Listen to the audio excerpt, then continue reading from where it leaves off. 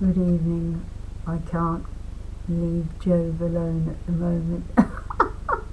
Job is so inspiring. He's my hero.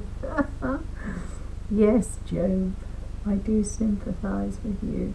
So we're now getting finally through Job. We've not done some that are ahead, but there's a few in between which I noticed. I think I haven't done 33, 34, 35, but I've done some beyond that. So we're joining them together now. So you've had some at the further on, went back to the beginning, and we're now getting joining up time. So, chapter 33, with the former very angry Elihu, Job's presumptions, the heading. And this is the snooty, full of himself, younger person, younger male. Oh. So we'll see what this Elihu has to say for himself about poor Job. Yeah, I wonder what God's going to say to this Elihu. Oh. In the name of the Father, the Son, and the Holy Spirit. Holy Spirit, come upon me. Let me read as you want me to read. So Job, please listen to my words and attend to all I have to say. Now, as I open my mouth and my tongue shapes words against my palate, I shall utter words of wisdom from the heart. My lips will speak in all sincerity.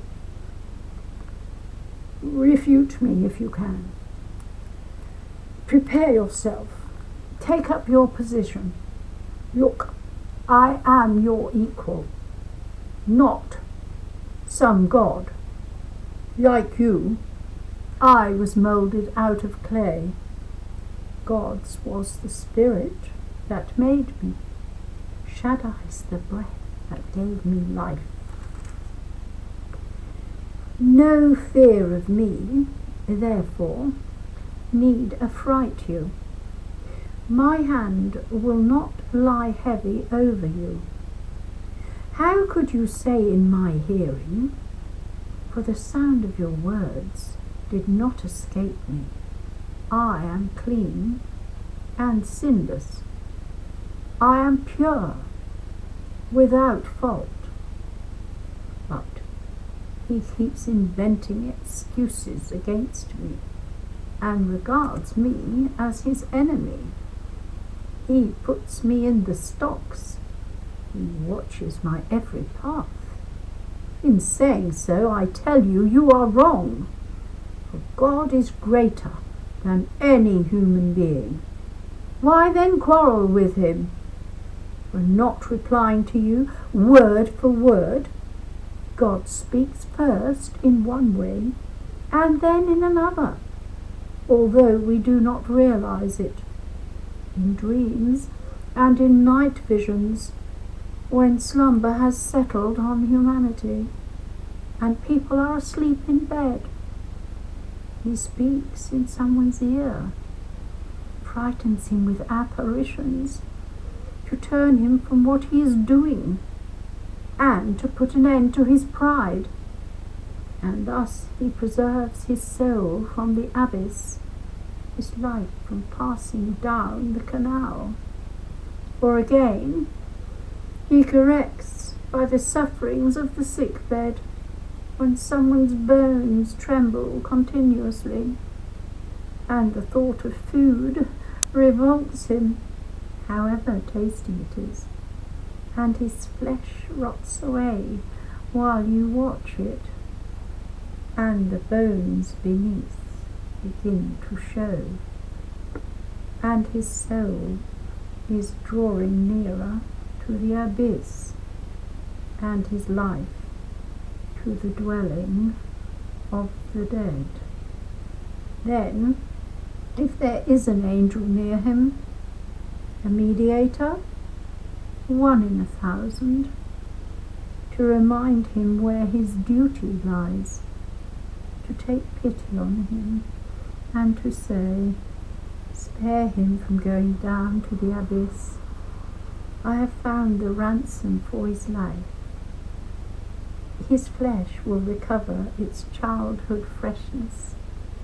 He will return to the days of his youth. He will pray to God who has restored him to a favour, and will come into his presence with joy.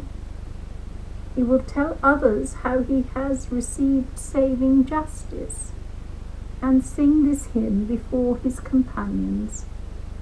I sinned and left the path of right, but God has not punished me as my sin deserved. He has spared my soul from going down to the abyss, and is making my life see the light.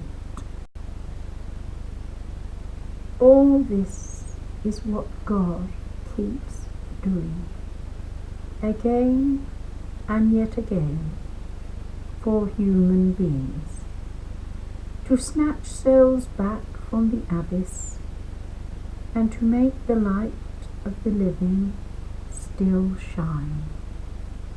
Pay attention, Job. Listen to me. Keep quiet. I have more to say. If you have anything to say, refute me.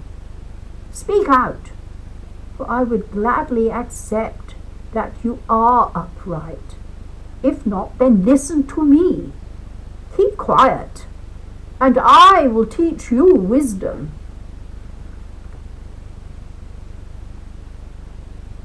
The word of the Lord. He sounds a truly ghastly, horrible man, doesn't he? Elihu, I can't wait to hear the next bit, can you?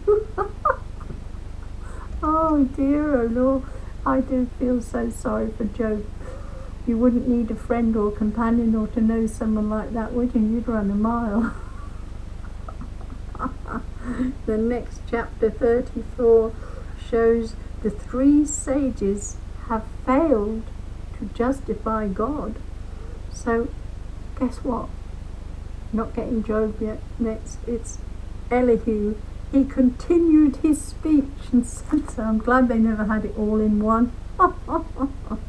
Good night and God bless.